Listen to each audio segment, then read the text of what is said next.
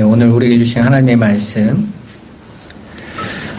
마태복음 28장 18절에서 20절 말씀, 같이 한 목소리로 한번 읽어보겠습니다.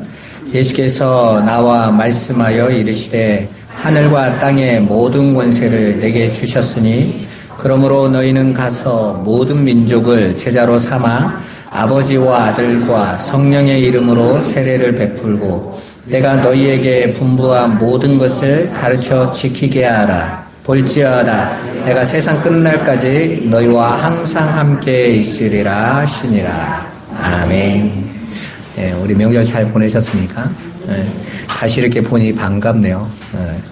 네, 이번 명절에 눈이 너무 많이 왔잖아요. 네, 우리 형님 댁을 내려가는데 새벽에 눈이 얼마나 오는지 다들 정신을 못 차리더라고요. 눈이 오니까 핸들이 마음대로 조정이 안 되지 않습니까? 저도 한 사고가 2번 정도 날 뻔했거든요. 차들이 휘청휘청거리면서 이렇게 올 때 여러분 걱정되더라고요. 혹시 눈길에 다니진 않나. 다들 이렇게 건강한 모습으로 보니 또 비행기도 불나고 이러는데 안전하게 다 교회로 온 걸 보니 참 반갑습니다. 저와 여러분들이 함께 하나님 나라를 바라보고 가는 삶이 늘 하나님의 지켜주심과 은혜가 있기를 주님의 이름으로 축원합니다. 우리는 지난 시간에 우리를 죄와 사망에서 건져내시려고 십자가에서 죽으시고 부활하신 주님, 그 예수님께서 하나님으로부터 하늘과 땅의 모든 권세를 위임받았다라는 것을 함께 알아봤죠. 따라서 예수를 주로 그리스도로 믿는 성도들은 마땅히 그 권세 가지신 예수 그리스도의 말씀을 따라 살아가야 돼요. 그게 세상과 구별되어지는 방법이거든요. 그래서 성도는 이 세상의 권위에도 순종하지만 그보다 더 높으신 권세인 하나님의 말씀, 예수의 말씀에 순종하는 자들인 것이고, 그 순종하는 삶을 통하여 우리가 하나님의 백성임을 드러내는 것이죠. 그 삶을 저와 여러분들의 사는 게 그렇게 쉬운 건 아닙니다. 이 세상의 소리와 하나님의 소리를 구별하고 그 소리를 잘 알아듣고 간다라는 게 정말 쉽지 않아요. 특히 오늘 예수님께서 주신 명령이 뭡니까? 가라라는 명령이잖아요. 여러분, 교회에서 목회자가 전도합시다, 선교합시다 라고 할 때 부담으로 느껴지세요? 기쁨으로 느껴지세요? 교회에서 막 전도 행사하고 막 몇 명 전도하고 막 대상자 적고 이러면 여러분 솔직히 부담으로 느껴집니까? 기쁨으로 느껴집니까? 엄청 부담되죠. 거기에다가 막 설교 때 땅 끝까지 가라고 했는데 왜 안 가냐고 막 이러면서 복음 전하라고 막 하면 되게 불편합니다. 나는 그런 거 잘 할 줄 모르는데 그래서 차라리 그냥 헌금 한번 내고 그냥 눈 딱 감고 갔으면 좋겠는데 그게 안 되면요 참 불편해요. 그래서 왜 예수님은 이런 말씀을 하셔가지고 이렇게 사람 짐을 지우나 이럴 수도 있고, 어찌 보면 이런 말씀 때문에 또 이런 거 잘하는 사람들이 이거 잘 못하는 사람 가지고 또 판단하고 정죄하기도 하잖아요. 그래서 우리는 때로는 그런 것들이 굉장히 신적으로 부담되고 어려웠을 거예요. 근데 이 시간 제가 이 말씀을 여러분에게 하고 싶은 건 뭐냐면, 주님이 이 말씀을 하신 그 목적이 뭔가를 한번 알아보잖아요. 무엇을 위해서 가라고 하셨는지. 그게 더 중요한 거잖아요. 가라고 하신 분의 의도가 있는데 의도를 잘못 이해하면 엉뚱한 거 하게 되니까. 오늘날 교회들이 일으키는 그 전도 운동이 얼마나 많습니까? 진돗개 전도부터 나이타 전도 수없이 수많은 전도 운동들이 많잖아요. 여러분 혹시 나이타 전도 배워보셨어요? 친구한테 야, 손 좀 내봐 하고 나이타로 이렇게 손을 지지는 거예요. 그래서 친구가 뜨겁죠? 지옥은 이거보다 더 뜨겁다? 예수 안 믿으면 큰일 난다? 공갈 협박이죠. 진돗개 전도는 어떤 전이냐, 개가 한번 물면 안 놓는 것처럼 끝까지 교회 나올 때까지 그냥 들들들들 볶는 거예요. 아니면 저희 보호망 전도법 같이 사탕 붙여주는 거 있잖아요. 이거 보호망 전도법이거든요. 어떻게든지 교회 사람을 데려오기 위해서. 우리도 앞에 있는 그 교회에서 그 일주일에 한 번씩 막 요구르트 나눠주잖아요. 어떻게든지 교회 한번 오게 하기 위해서. 그리고 나는 그걸 했으니까 가라고 하신 명령 잘 지켰어. 정말 그런 걸까요? 아니면 이렇게 선교지 현장에 가서 미용 봉사하고 음악 봉사하면서 그거 하면 나는 가라고 한 거 다 지켰어. 그러니까 이제는 하나님이 하실 차례야. 복 주세요. 내놓으세요. 우리 그런 게 정말 예수님이 가라고 하시는 의도의 목적이었을까요? 너희가 전도하고 선교하는 곳에 경제가 다 있어. 전도하면 전도할 돈 줄 거고 선교하면 선교할 돈 줄 건데 너희가 전도 선교 안 해서 그렇게 힘들게 사는 거야. 그러니까 다시 전도 선교 잘하면 그 안에 있는 모든 경제권 또 건강 모든 거 축복 다 그 안에 예비했는데 그거 못해서 못 찾아 먹는 거야 바보들아. 그거 해. 이러라고 가라고 하셨을까요? 그럼 한번 생각해 봐보세요. 초대교회 복음을 가장 잘 전하고 선교를 가장 잘 전한 사람이 누구죠? 사도 바울이죠. 사도 바울 맨날 두드러 맞고 맨날 감옥에 갇히고 천놈 안 죽이면 내가 밥 굶겠다는 사람이 40명이나 일어나고 심지어 마지막 로마에서 복음을 전할 때는 로마를 활보해 본 적이 없어. 맨날 감옥에 갇혔어. 그러다가 목 잘라 죽임 당했어. 그럼 도대체 전도와 선교라는 게 무엇이기에 예수님은 가라고 하셨고 또 그 일을 전하던 바울과 사도들은 다 죽임을 당했는데 오늘날 교회에서 이 약속하고 있는 전도와 선교는 온갖 세상의 복이 다 준비되어 있다니 어떤 게 성경인 거예요 대체? 오늘 우리 그거 알아보자고요. 가서 내가 너희에게 가르친 모든 것을 전하라고 말씀하신 주님이 왜 이 일을 하게 하셨는지, 그리고 우리가 그 일을 해야만 교회가 되어지는 건지. 이 후천년설이라고 이게 교회에 종말론이 있는데 거기서 이 후천년주의자들은 뭐냐면 우리가 다 교회로 예수 믿게 하면 천년왕국이 온다는 거예요. 그래서 우리가 그 일을 해야 된다는 것이죠. 정말 그 일을 우리가 해야 되는 걸까요? 오늘 본문에서 예수님께서는 우리의 주와 그리스도가 되셔서 우리에게 복음을 전하라고 하셨어요. 그 복음의 내용이 뭔지, 그리고 가라고 하신 목적이 뭔지 우리 한번 알아보자고요. 먼저 예수님은 우리에게 모든 민족에게 가라고 하세요. 사실 사도행전을 여러분이 한 번만 읽어봤다면 제자들이 자발적으로 안 간다는 거예요. 참 중요한 거죠. 아니 가면 되는데 안 가더라는 것이죠. 예루살렘 교회가 너무 좋았던 거예요.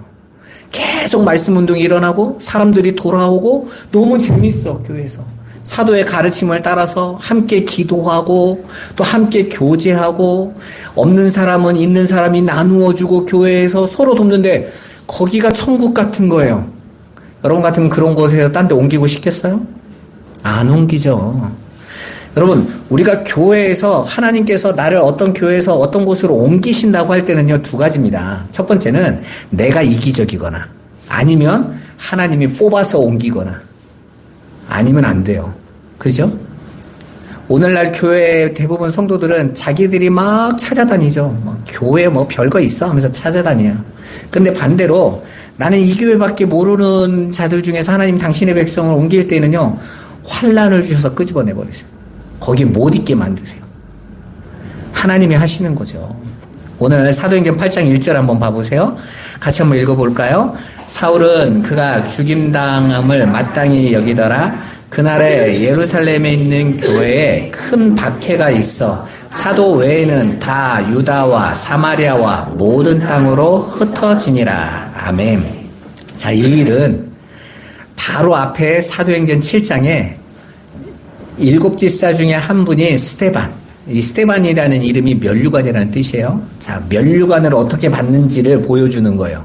어떻게 해요? 오직 예수 그리스도의 복음만을, 그리고 그 복음을 전하는 그 복음의 내용이 뭡니까? 바로 유대인들, 자기들은 선민이라고 자부하고 있던 자들에게 너희들은 예수 그리스도의 은혜가 없으면 다 죽은 자들이야. 너희 조상이 노력해서 구원받은 게 아니야. 하나님의 은혜로 구원받은 거지. 그리고 그런데도 불구하고 우리 조상들은 이 땅에서 보여준 거라고는 자기들이 죄인이라는 것밖에 보여준 게 없어. 그렇게 하나님을 대적했는데 오늘 너희들도 봐. 너희들도 하나님이 구원의 길을 제시했는데 믿지 않잖아. 회개해 이랬단 말이에요.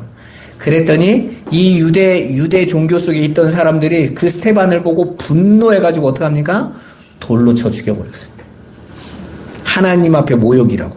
하나님의 복음을 전했는데 하나님의 복음을 받은 자들이 오히려 하나님을 모욕했다고 쳐 죽여버렸어요. 그렇게 스테반을 죽인 자들이 그 분이 안 풀리니까 이 예수 믿는 놈들을 다 죽여버려야겠다. 이 유대 땅에서 그들이 남아있지 못하게 하겠다고 박해가 시작됐다라는 거예요. 지금까지 너무 좋아서 교회 안에 예루살렘 교회에서 나는 여기가 좋사오니 하고 심지어는 디아스포라 유대인들도 디아스포라면 유대 지역에서 사는 사람이 아니란 말이에요. 6월절과 오순절까지 지금 성지순례 왔다가 가야 되는데 안 갔어 이 사람들이. 왜? 너무 좋으니까 여기가.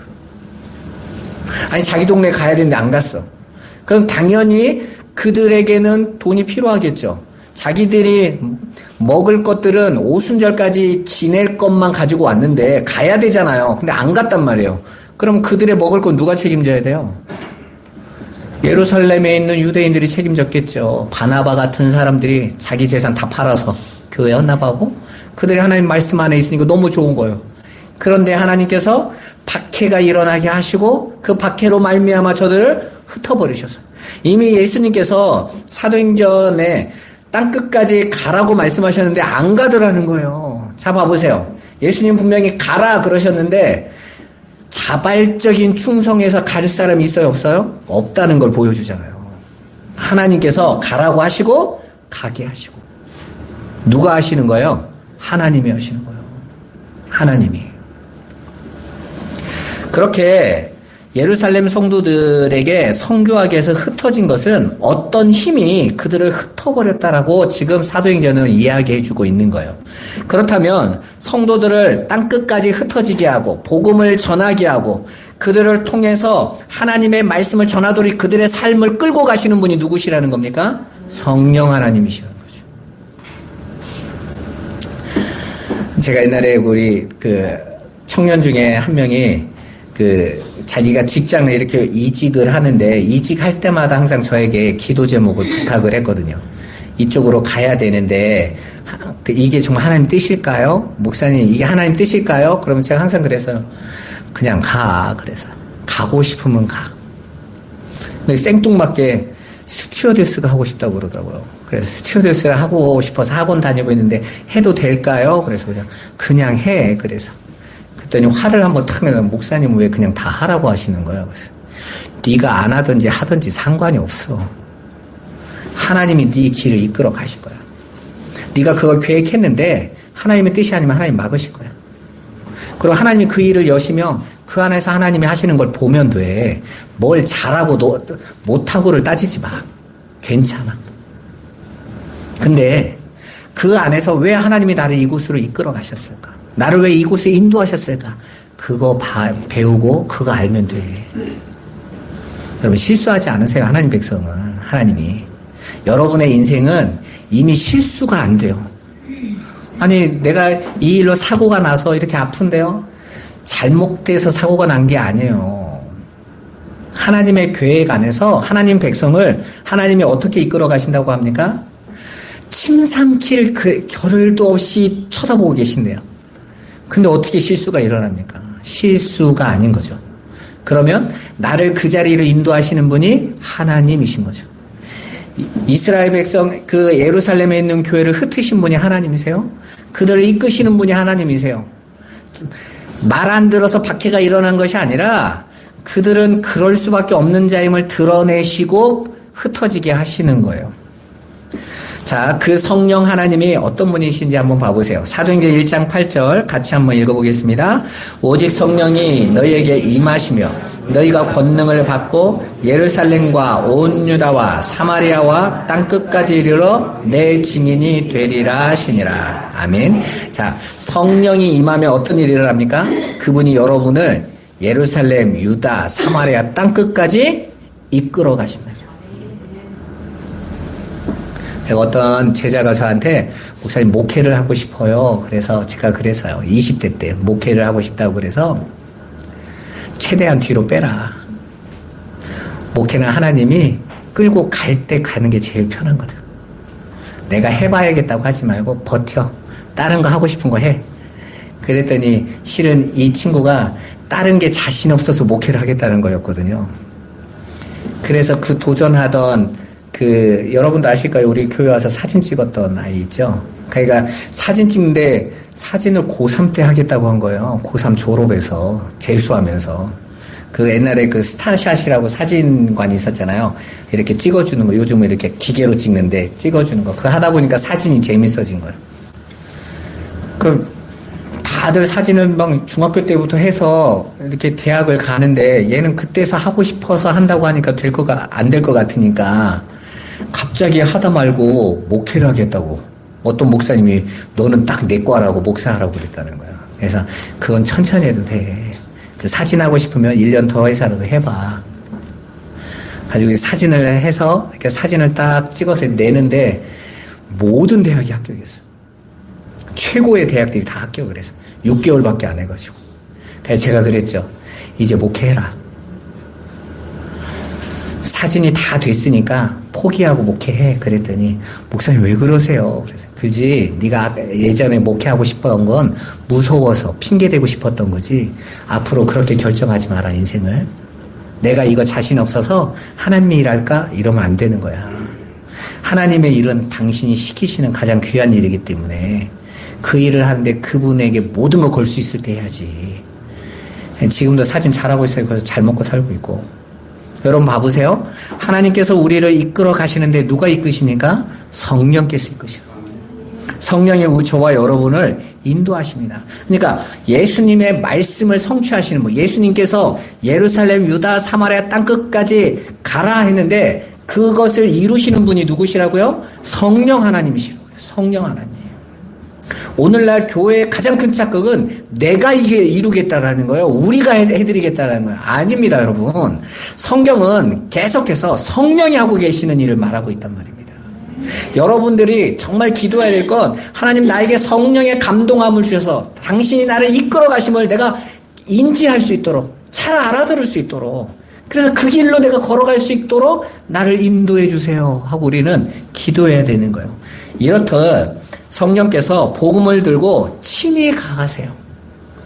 예수님이 이 땅에서 하신 사역을 그대로 예수의 영이신 성령이 하고 계시는 거예요. 따라서 전도와 선교는 하나님이 시작하셔서 하나님이 끝내시는 거예요. 그런데 그 영광스러운 그 놀라운 하나님의 일하시는 장래에 저와 여러분들을 도구로 증인으로 동참시켜 주셨다라는 거예요. 그게 얼마나 감격스러운 일입니까? 오늘 저와 여러분들이 직장을 왜 가세요? 먹고 살기 위해서 가십니까? 아닙니다. 하나님이 여러분에게 가라고 하신 거고 그 속에서 하나님이 여러분 안에서 일하시는 걸 보라고 하시는 거예요.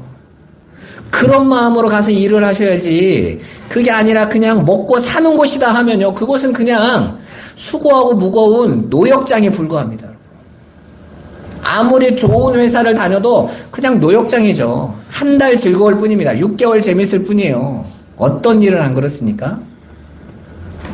하나님이 여러분을 그곳에 이끌어 가심에 대한 확신이 있으셔야 돼요. 여러분 복음은 사람의 언변이나 실력으로 전해지는 게 절대로 아닙니다. 전도는 하나님께서 구원하고자 하는 자들에게 그의 백성들을 보내셔서 그 일을 증인으로 보게 하시는 거예요. 따라서 예수님의 지상명령인 오늘 가라는 말씀은 가라는 단어에 초점을 둔 단어가 아니라는 걸 아셔야 돼요.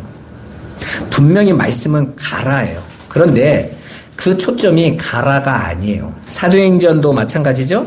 예수님의 명령은 예수 그리스도로 완료된 구원의 조건이 어떻게 성령으로 말미암아 땅끝까지 흩어져 있는 당신의 백성들을 구원해 내시는지를 보라라는 것에 초점이 맞춰져 있어요.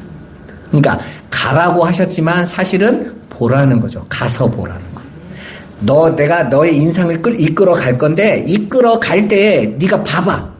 내가 네 앞에서 어떻게 일하는지 봐봐. 보라는 거예요. 그래서 증인인 거예요. 증인이 누가 증인입니까? 본 사람이잖아요.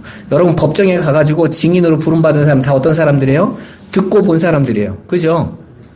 듣고 보아서 그들은 정확하게 알고 있어. 난 봤거든. 그죠?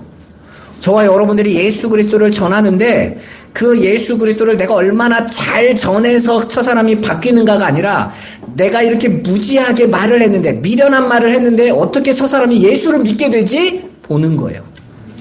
그게 하나님께서 하시는 것입니다. 그래서 그리스도로 완료된 이 구원의 현장이 저와 여러분들을 도구로 삼으셔서 복음이 증거되어질 때 그게 무거운 짐이 아니라 하나님의 일하시는 역사를 보게 되어지는 영광스럽고 감격스러운 현장인 거예요.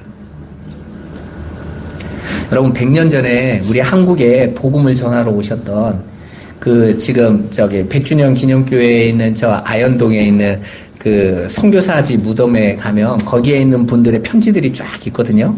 그분들이 한 분은 여자분인데 선교사님이 미국에서 미국 청년 전도 협회에서 보내져서 오신 분이 와가지고 풍토병에 걸려서 1년 만에 돌아가신 분이 있어요. 복음도 제대로 전해보지 못하고 1년 만에 풍토병 우리나라에 와서 풍토병으로 돌아가셨거든요. 근데 그분이 마지막 편지에 뭐라고 쓴 줄 아세요? 제가 그 편지 읽고 많이 울었었거든요.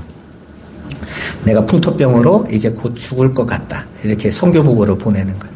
그런데 그 뒤에 뭐라고 말하냐면 나의 죽음을 애통할 시간이 없다. 더 많은 청년 전도자들을 보내달라. 이곳은 예루살렘이다. 복음을 받을 자들이 너무너무 많고 가는 곳마다 복음의 역사가 놀랍게 일어난다. 이 사람은 자기가 지금 병들어 죽어가고 있는데 그 죽음이 고통과 두려움으로 전혀 안 느껴져요.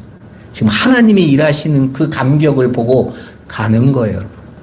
그래서 자기 신이 1년밖에 안 돼서 풍토병으로 죽어가고 있는데도 자기를 파송한 선교 본부를 향해서 더 많은 선교사들을 보내요. 여기는 정말 복음 전할 자들이 너무 없다. 여러분 어떻게 그런 삶이 가능하죠? 하나님께서 우리 앞에서 행하시는 것을 보았기 때문에요. 왔기 때문에 볼 수 있었던 거예요. 오늘날 한국 교회 현장 속에서 우리가 복음을 전할 때에 정말 하나님이 계시나? 이런 느낌 많이 받지 않으십니까? 그 일은 하나님께서 지금 일하고 계심이 이 세상의 물질주의에 파묻혀서 안 보여지는 거예요. 마치 빛이 빌딩이나 이런 빛이 너무 강하다 보니까 하늘의 별빛이 안 보이는 것과 마찬가지죠. 따라서 오늘날 전도운동을 이끄는 단체들이 주장하는 전도가 전도하는 사람에게 세상의 힘들이 복으로 공급된다고 주장하는 것은 전도를 호도하는 거예요. 거짓 선동에 불과합니다. 여러분 한번 생각해 봐보세요. 여러분 전도에 대해서 가장 명확하게 성경에서 보여주고 있는 그림이 바로 에스겔 37장에 나오고 있는 마른 뼈들이 살아나는 이야기거든요. 마른 뼈에 생기가 들어갔더니 그 큰 군대가 되어서 살아나는 것을 에스겔이 보고 있는 모습인 거예요. 그런 현장 체험을 저와 여러분들에게 확인시켜 주는 것이 바로 전도의 현장이란 말입니다. 에스겔에게 하나님이 마른 뼈들이 있는 골짜기로 이끌어 가세요. 여기서 골짜기란 말은 우리 한국적 풍토의 그런 골짜기가 아니에요. 이스라엘 사람들에게 있어 골짜기는 동산과 동산 사이에 있는 큰 넓은 땅은 다 골짜기예요. 그리고 그 골짜기는 어떤 곳이냐면 전쟁터예요. 그러면 전쟁터에서 마른 뼈가 있다라는 건 이 사람들이 왜 마른 뼈가 됐겠어요? 전쟁 중에 죽은 사람들이에요. 너무 많이 죽어서 파묻지도 못하고 놔둔 거예요. 그래서 독수리가 시체 다 쪼아먹고 다 말라서 이제 뼈밖에 없어가지고 굴러다니고 있는 그 현장. 그곳에 지금 하나님께서 데리고 가신 것입니다. 환상 속에 에스겔에게 말씀하세요. 자, 내 말을 대언해라. 그들이 다시 살아나서 군대가 되도록 내가 말할 테니까 내 말을 전해라. 그럽니다. 마른 뼈들아 서로 붙어라. 힘주라 붙어라. 살아 붙어라. 가죽아 붙어라. 마지막에 생기야 그 안으로 들어가서 다 살려내라. 라고 하나님 말씀하신단 말이에요. 그런데 에스겔이 그 말을 듣고 대언하러 갔는데 에스겔이요. 그 말을 대언하기는 하는데 믿었을까요? 안 믿었을까요? 하나님이라고 이 일을 하실 수 있겠어? 라고 생각될 거 아닙니까? 자, 어떤 일이 일어나는지 봐보세요. 에스겔서 37장 4절에서 8절 한번 같이 읽어보겠습니다.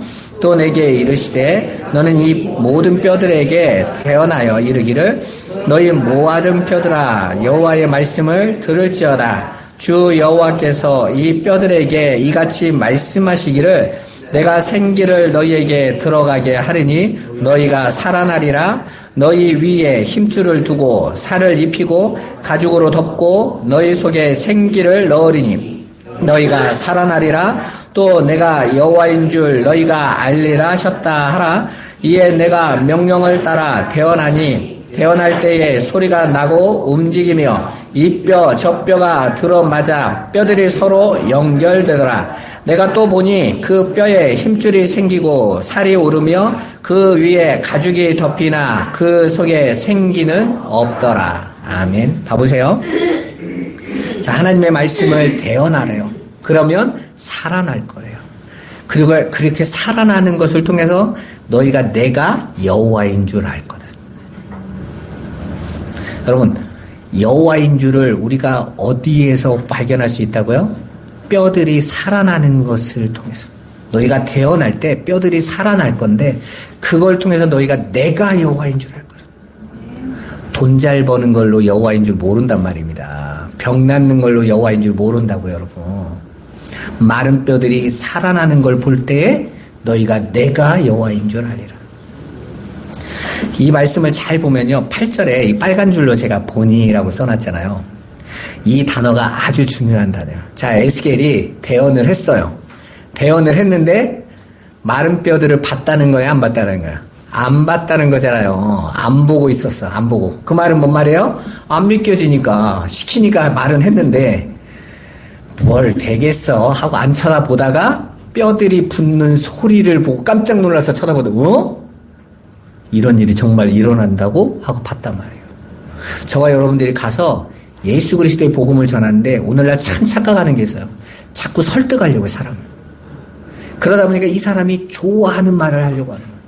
이 사람이 필요한 말을 주고 싶어서 교회 와봐. 너 병 낫는다니까? 자녀 문제에 있어 해결된다니까?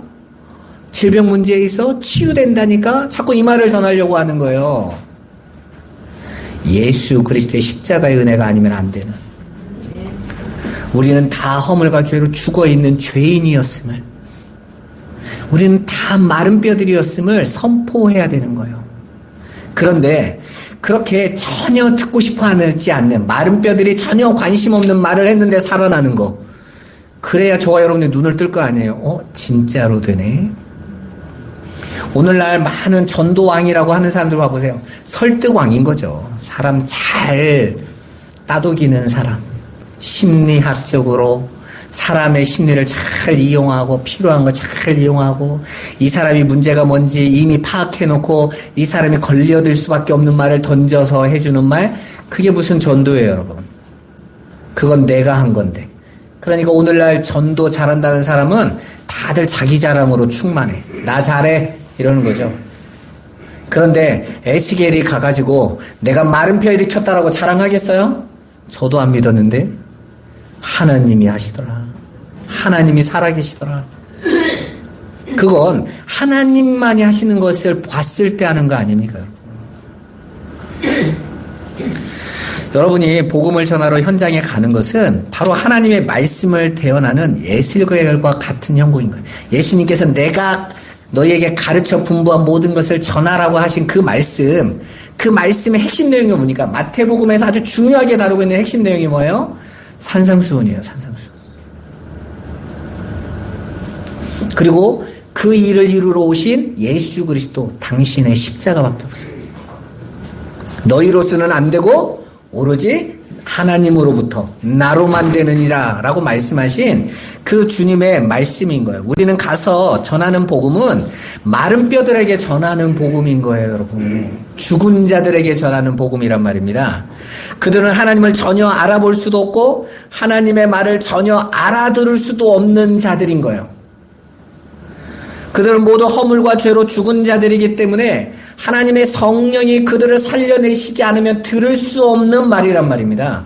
그게 전도라고요, 여러분. 그런데 여러분은 그 말을 이미 받았어요. 믿었어요. 가진 자들이에요.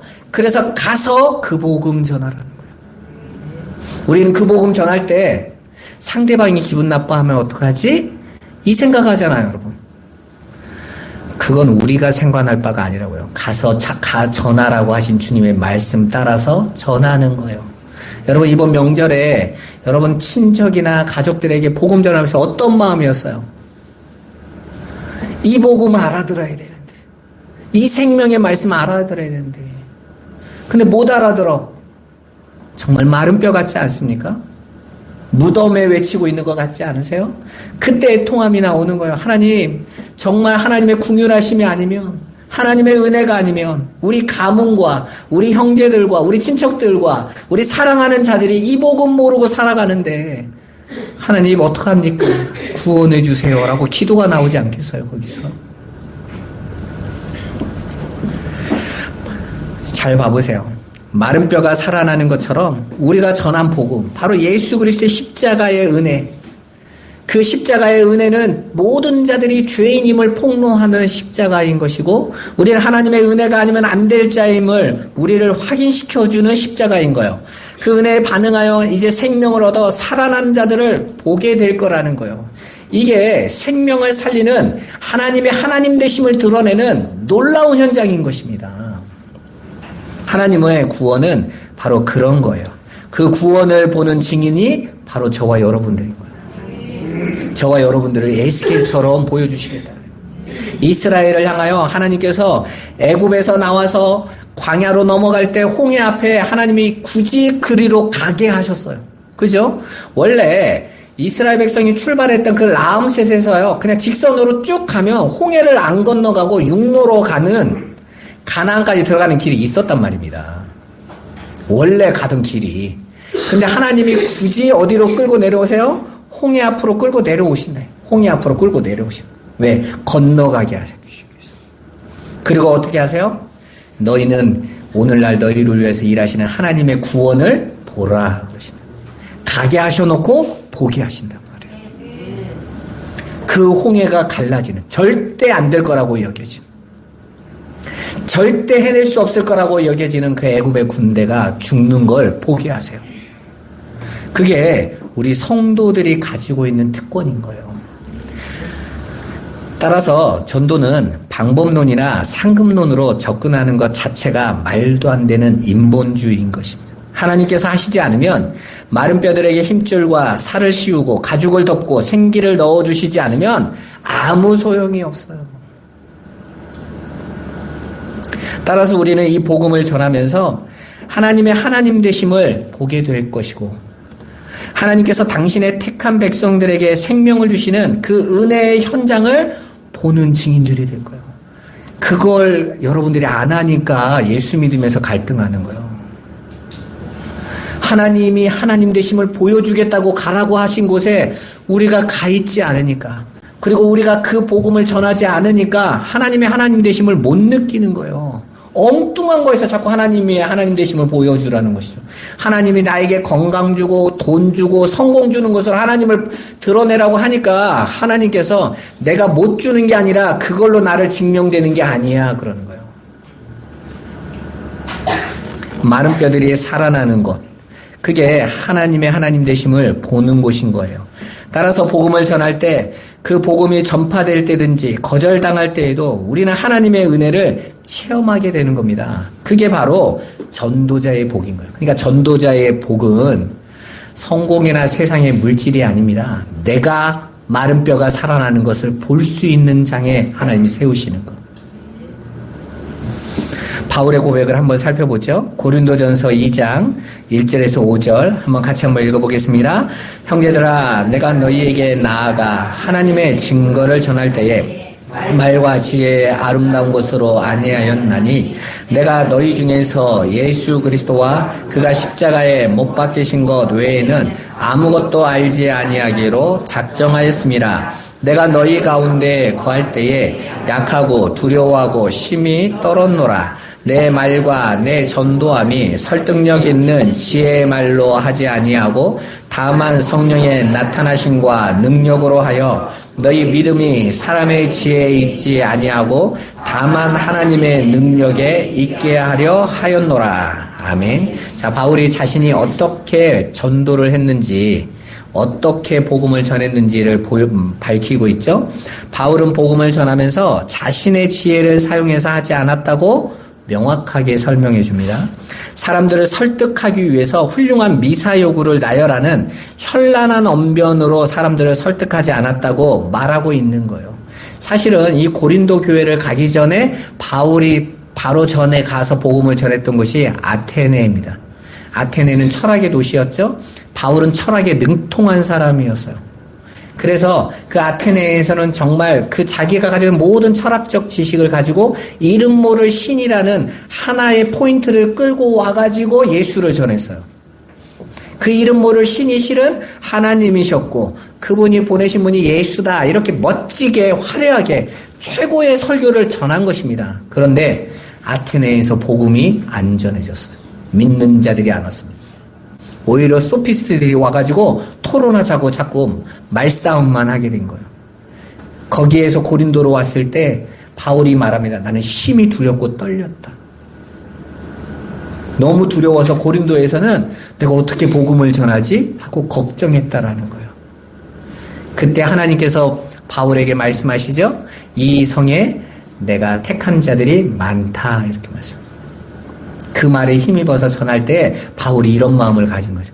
아, 내가 설득하는 말로 하지 않겠다. 나는 이제 성령의 나타나심과 증거. 그게 뭐예요? 예수 그리스도께서 우리에게 전하라고 하신 그 십자가의 복음만 전할 것이고, 그리고 그 일에 나타나는 것은 하나님이 구원하는 것을 보겠다라고 전했다는 거예요.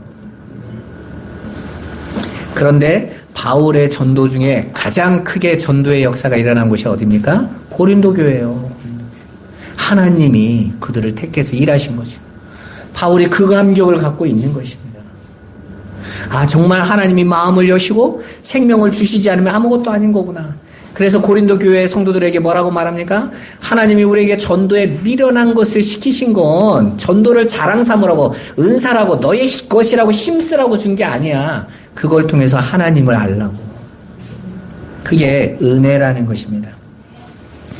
이처럼 예수님의 명령은 우리에게 많은 사람을 교회당으로 데려와서 양쪽으로 세워놓으라고 맞추어져 있는 게 아니에요. 예수님의 전도 명령은 저와 여러분의 능력을 요구하시는 게 아닙니다. 방법론을 가는 게 아니에요. 오늘날 교회들이 자꾸 전도를 방법론으로 가는 건 심각한 문제예요. 방법으로 익혀버리거든요. 전도는 전도자의 마음인 거예요. 하나님께서 저와 여러분에게 주신 그 예수 그리스도의 십자가의 은혜가 아니면 안 되는 그 마음을 저와 여러분이 가지셔야 돼요. 그래야 그 마음을 전해줄 수 있는 거예요. 그건 성공한 자든 가난한 자든 모두가 동일하게 예수 그리스도의 은혜가 아니면 안 되는 것입니다. 예수님의 전도며 그렇게 우리에게 전략과 전술을 잘 세워서 많은 사람을 불러내라고 예수님께서 부탁하는 것이 아니란 말입니다. 다만 우리가 주님의 명령에 순종하고 충성함으로 하나님께서 어떻게 일하시는지 보라고 초청해 주신 거예요. 오늘날 한국교회가 교회 성장주의에 빠져서 하나님의 이 역사 현장에서 여전히 일하시는 것을 보는 증인의 축복을 다 놓쳐버리고 오로지 교회당을 세우고 많은 사람을 교회당 안으로 불러내어 거대한 무리를 가득 채운 대형 교회를 추구하고 있는 건 굉장히 심각한 문제입니다. 하나님이 일하시는 걸 보라고 복음을 전하라고 한 것이지 얼마나 큰 것을 일으키느냐로 상급을 주시지 않는단 말이에요. 심지어는 한국의 어떤 대형교회 목사님은 세계 최고로 큰 교회를 만드는 게 자신의 목표라는 거예요. 그런 목표를 이루기 위해서 교회당을 채우는 게 아니란 말이에요. 그래서 그 목사님 같이 막 교회를 재밌게 해야 된다고 막 기네스 도전하고 성도들 데리고 막 엉뚱한 거 하는 거잖아요. 그러면 물론 사람들은 야, 저 교회 재밌네 하고 온다고요. 정말 그들이 예수 그리스도의 십자가를 보고 왔을까요? 아니라고요. 심각한 문제죠. 복음은 사라지고 거대한 문화만 장악되어져요. 이제는 교회가 아니라 그냥 회당이 되어버리고 그냥 모임 장소가 되어져 버리는 그런 잘못된 길로 가요. 교회가 엔터테인먼트가 넘쳐나고 오락이 넘쳐나고 재미가 풍성해지고 그 안에서 경건운동을 한다고 말을 하고 있지만 그건 개인적 경건인 거예요. 여러분, 성경은 개인적 경건을 추구하는 곳이 아니에요. 예수 안에서 함께 지어져 가는 거란 말입니다. 은혜로 세워져 가는 거예요. 그걸 잘 아셔야 돼요. 19세기에 일어났던 경건주의가 그래서 무너진 것입니다. 개인의 경건이 나중에는 남을 비교 판단하는 것으로 바뀌어버려요. 그걸 추구하는 곳이 아니에요, 교회는. 교회는 못나고 부족한 자들이든지 잘났든지 다 같이 하나님 안에서 예수 안에서 함께 지어져 가는 곳이에요. 그걸 놓쳐버리면 교회가 가야 될 방향을 잃어버리는 것입니다. 우리 꿈꾸는 교회도 그런 방향을 놓쳐버리면 안 되는 거예요. 오늘 하나님이 저와 여러분들을 통해서 저 정말 안 변할 것 같은 자가 어떻게 하나님의 사람으로 바뀌지? 하나님이 살아계시구나. 하나님이 저 안에서 일하시는구나. 그래서 그 하나님의 일하심을 보고 기도할 수 있는 곳이 성도들이란 말입니다. 오늘날 그렇게 거대한 교회들이 마치 사회 참여를 하고 엉뚱한 목소리를 내면서 건강한 교회의 기준처럼 목소리를 내고 있어요. 그게 한국 교회에게는 절망인 거예요. 예수를 말하는 교회가 약해지고 세상이 원하는 목소리를 내는 교회가 목소리를 내지면 안 되는 거예요. 교회가 전하는 복은 우리가 마태복음에서 배운 것처럼 세상 사람들은 복이라고 여길 수 없는 거예요. 어떻게 심령의 가난함을 복이라고 여길 수 있겠습니까? 어떻게 내 안에 계속해서 터져나오는 애통함을 복으로 여기겠어요, 여러분? 의에 줄이고 목마름이 이상하게 다른 것을 다 채워도 기쁨이 안 생기는 이걸 어떻게 세상이 복이라고 여기겠습니까? 세상에서 박해받음을 복이라고 여기는 사람이 있을까요?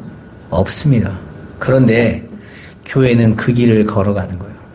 그걸 복이라고 볼 수 있는 것입니다. 예수 그리스도를 따라서 자기가 부인되어져 가는 삶, 자기 십자가를 지고 가는 그 삶이 복임을 깨닫게 되기까지 얼마나 강단에서 끊임없이 우리가 죄인이라는 것과 우리가 죄밖에 내놓을 수 없는 존재들이라는 것이 고발당하고 우리의 가슴에 그 죄로 말미암아 후벼 파지게 되고 우리가 이미 허물과 죄로 죽어 있었던 자들임을 인식되기까지 귀가 아프도록 확인시켜주는 작업이 강단인 거예요. 예수님이 모든 족속에게 바로 그 말을 전하라고 하고 싶죠. 너희는 죄인이고 너희는 죽었던 자들이고 예수 그리스도의 십자가로 말미암아 그 죄가 해결되어졌고 이제 예수 그리스도의 생명이 부어질 때 참된 영생의 구원, 하늘의 그 생명을 얻는 것이다라는 걸 전한단 말이에요. 여러분. 그것만 말하는 거 그게 얼마나 어렵겠습니까? 여러분, 교회는 고린도 교회처럼요. 그 말을 처음에는 받았지만 그 말이 듣기 싫어서 바울의 말에 귀를 막는 것처럼 자꾸 세상으로 가고 싶어요. 자기 자랑하고 싶어요. 하나님 주신 은사 가지고도 내 자랑으로 삼고 싶고 내 것 삼고 싶고 하나님 주신 축복 가지고도 내 힘으로 삼고 싶은 곳이 교회예요. 저와 여러분들의 모습이란 말입니다. 하나님 말씀에 의해서 날마다 십자가의 자리로 가지 않으면 안 되는 처절한 죄인의 삶을 확인받고 가는 거 얼마나 힘들겠어요. 그런데 성령이 그들 안을 붙잡고 있는 자들은 그리로 끌고 가신다는 거예요. 십자가로 자꾸 나가게 하시는 거예요. 내가 마리아가 맞구나. 내 인생이 마라의 인생이 맞구나. 내가 어렵고 힘든 삶이라서가 아니라 내가 정말 하나님을 떠나서 살아가고 있는 이 삶이 마라의 삶이구나 하고 십자가로 우리는 나가게 되는 거예요. 성령에 의해서. 그걸 모든 족속에게 전하라. 그래서 그때 어떤 일이 일어납니까? 내가 세상 끝날까지 너희와 항상 함께 있으리라. 내가 함께 있다는 걸 알게 될 거야. 여러분, 죄가 있는 곳에 은혜가 있는 거예요. 우리 주은혜 교회 강준성 목사님 그러잖아요. 한 5년을 죄 얘기했더니 처음에는 아유 목사님 늘 제가 죄인인 게 늘 확인돼 아멘이에요. 그러더니 한 5년 듣더니 나가면서 할 말이 죄밖에 없나 이러면서 듣기 싫어 죽겠네 하고 나가더니 가지고 새로운 성도가 왔는데 새로운 성도한테 그랬다는 거예요. 우리 교회 참 다니기 힘든 교회예요. 목사님이 아마 나가고 싶을 거예요.